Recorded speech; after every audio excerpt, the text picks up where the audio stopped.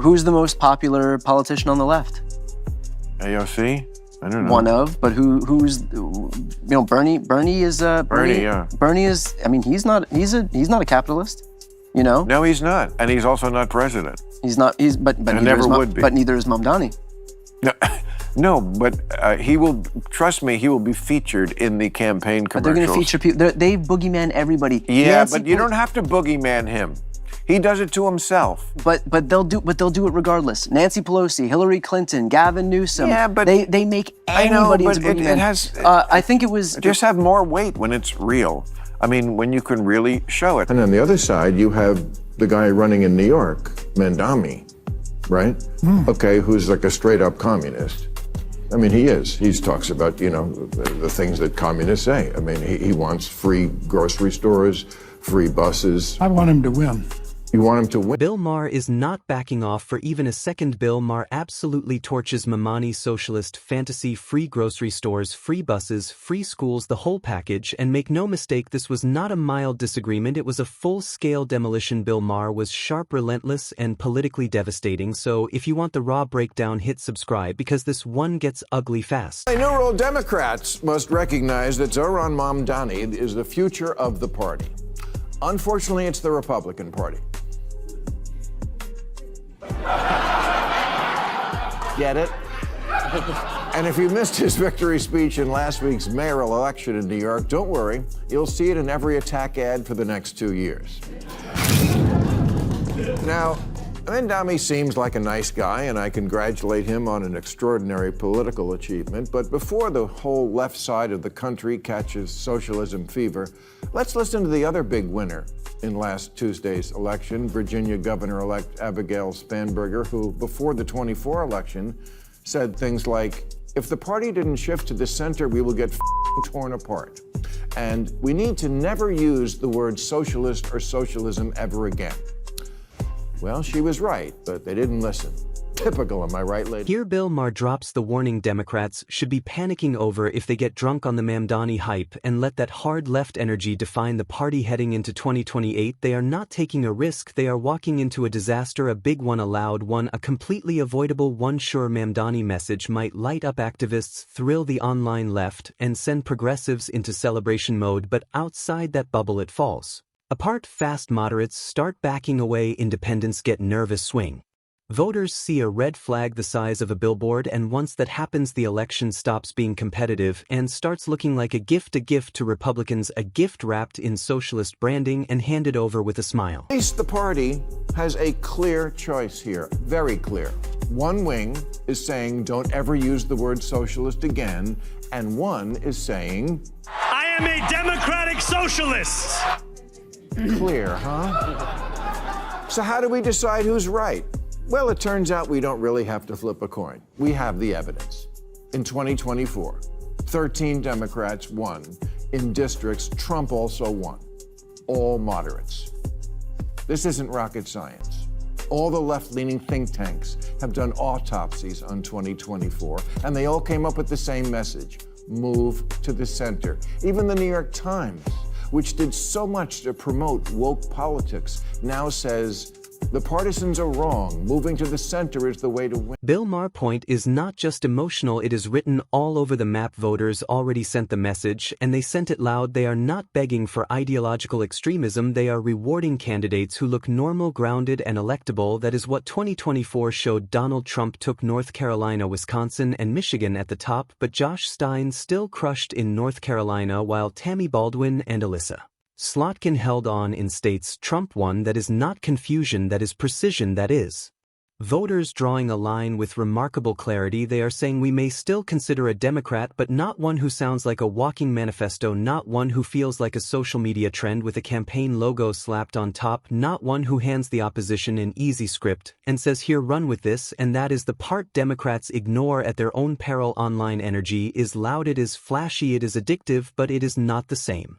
thing as broad appeal, trust, or electability. The crowd on social media may cheer the loudest message in the room, but the average voter usually wants something a lot less theatrical and a lot more stable. That is the gap Bill Maher is pointing to, and it is a big one. Gen Z thinks socialism's wired and capitalism's tired and billionaires are what's for dinner. And who can blame them?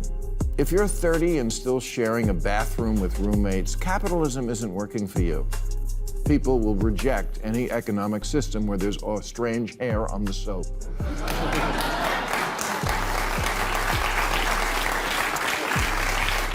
No one wants to be approaching middle age and still writing their name on food before they put it in the fridge. So they're quiet quitting capitalism and texting socialism that they're down to fuck. Thing is, socialism will fuck you.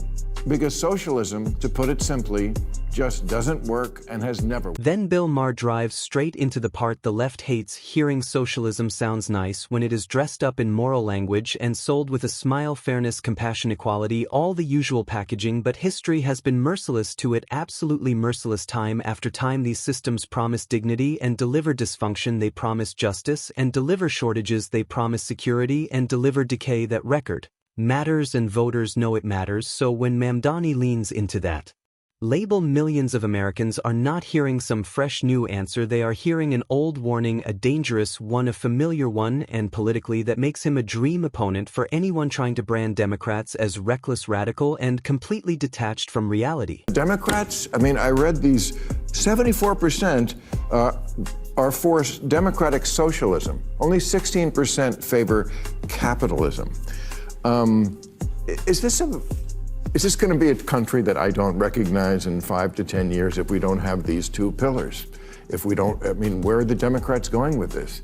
If Mamdani is the face of the Democrats on the East Coast and Katie Porter is the face on the West Coast, I don't know if that's great politically for them. And that is what makes this bigger than Mamdani himself. This is not just about one loud politician saying outrageous things. It is about what his rise signals for the Democratic Party and the direction parts of it now seem eager to take further left, more ideological, more confrontational, more willing to flirt with ideas much of the country still sees as dangerous, unrealistic, or simply too extreme. And that is exactly why this should alarm anyone who actually wants Democrats to win, because once the party starts looking like it is drifting away from reform and edging toward economic upheaval, the whole conversation changes. At that point, even figures like Kamala Harris, Pete Buttigieg, or Gavin Newsom can start looking politically safer than Mamdani, Alexandria Ocasio-Cortez, or Bernie Sanders, not because they are perfect, but because they still sound like people operating inside the system instead of preparing to rip it out by the roots. And that is where voters start getting uneasy, because plenty of Americans may believe capitalism has deep flaws, unfairness, excess corruption, all of that, but that is very different from trusting a movement that sounds ready to tear down the entire economic order and gamble on something far more radical that may sound thrilling in activist spaces. It may even sound morally grand online, but to the broader public it often lands as instability. New York is New York. It's definitely it's the media capital, the financial capital.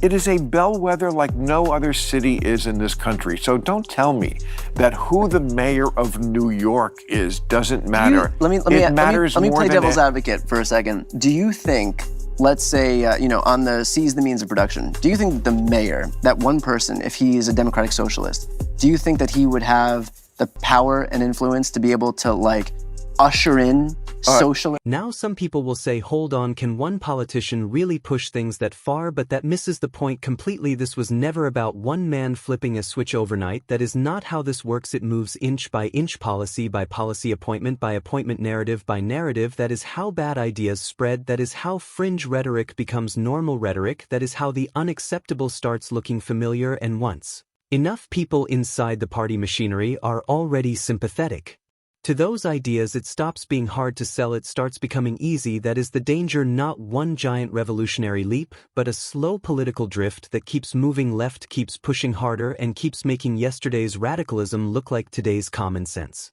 Only has the power and influence to elect J.D. Vance or whoever is the Republican candidate next time. It is a walking commercial for the Republican Party nationally. I think the Republicans are going to... When you let the Democrat socialists, and now they're actually calling themselves socialists, when you let them take over a major American city, This is what you get. The state-run grocery stores, which work so well in Cuba and the Soviet Union and Venezuela, just bad ideas. And again, this ugly streak, streak of anti-Semitism. Here is Bill Maher real nightmare. It is not just bad policy, it is political suicide, total needless self-inflicted political suicide. What clearly scares him most is the thought of Democrats marching straight into a trap they built with their own hands, because the second the party gets publicly tied to socialism, Republicans do not need a master plan, they do not need brilliance, they do not even need much spin. The attack lines right themselves, the ads right themselves, the debate punches right themselves. Suddenly every race becomes the same ugly argument. Democrats want to blow up the economy, expand government control, and gamble with your future, and once that frame hardens, good luck trying to walk it back, good luck trying to clean it up, the damage will already be done. Most popular politician on the left? AOC? I don't know. One of, but who's, Bernie is, Bernie is, I mean, he's not a capitalist, No, he's not. And he's also not president. He's not, but never would be. But neither is Mamdani. No, but he will, trust me, he will be featured in the campaign commercials. But they're going to feature people, they boogeyman everybody. Yeah, but you don't have to boogeyman him. He does it to himself. But they'll do it regardless. Nancy Pelosi, Hillary Clinton, Gavin Newsom. Yeah, but they make anybody into boogeyman. It has. I think it was just have more weight when it's real. I mean, when you can really show. This is exactly why Mamdani is such a dangerous political asset for the other side. Republicans always try to demonize Democrats. That part is nothing new. They did it to Barack Obama, they did it to Hillary Clinton, they did it to Nancy Pelosi. But here is the difference with Mamdani. They barely have to exaggerate. They do not need to invent a monster. They can just hit play, roll the tape, use the quotes, show the agenda, done. That is what makes him so exposed with most candidates the attack machine has. To twist reality here, reality is already doing half the work when a politician embraces the label, owns the rhetoric, and puts the whole vision on the table himself. The opposition is not being handed a few talking points, it is being handed a loaded weapon. It must be horrible for a guy like you, who you spent your whole life talking about how government tries to do too much, which it does, and spends too much. And here you have Trump, who is the Republican, who is aggrandizing more power than anybody, as we just talked about. And on the other side, you have the guy running in New York, Mamdani, right? Okay, who's like a straight-up communist. I mean, he is. He talks about, the things that communists say. I mean, he wants free grocery stores, free buses. I want him to win. You want him to win? Yeah. I think every 20 years or so. Wait. We need every 20 years or so, we need a conspicuous, confined experiment with socialism so we can crack it up again. And at some point, enough is enough. There is only so many times a failed idea can be repackaged before people remember why it failed in the first place. Socialism is not some shiny new experiment waiting for a fair chance. The world has already tested versions of it over and over and over again, and the pattern is ugly economic collapse, state incompetence, declining freedom, broken societies, broken promises. Supporters can rebrand it all they want, they can soften it, modernize it, dress it up, and put a friendlier face on it, but the history is still there, and the history is brutal. That is why so many voters remain skeptical, not because they are confused, not because they do not care, but because they have seen this movie before and they know how it ends. The slogan used to be, workers of the world unite, you have nothing to lose but your chains. The new socialist slogan is, trust us, this time it won't be a mess. So, when the post-war Labour government in Britain was about to get started, one of their leading lights was a socialist named Nurian Bevan. He said, what could go wrong? He said, we have a nation bedded on coal, surrounded by fish. It would take an organizational genius to have a shortage of either. In 3 years, they had a shortage of both.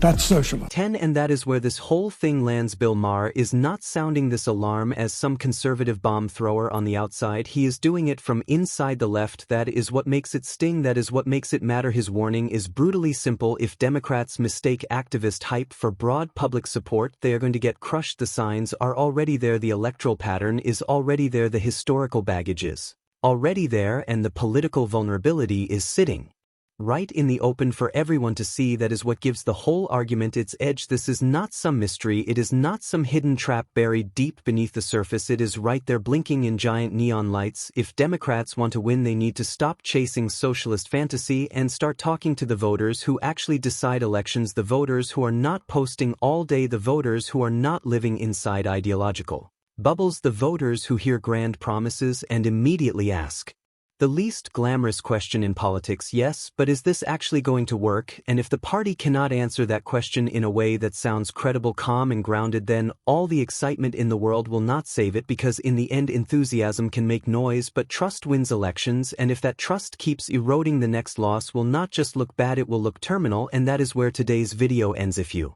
enjoyed this breakdown, hit like, subscribe, and I will see you in the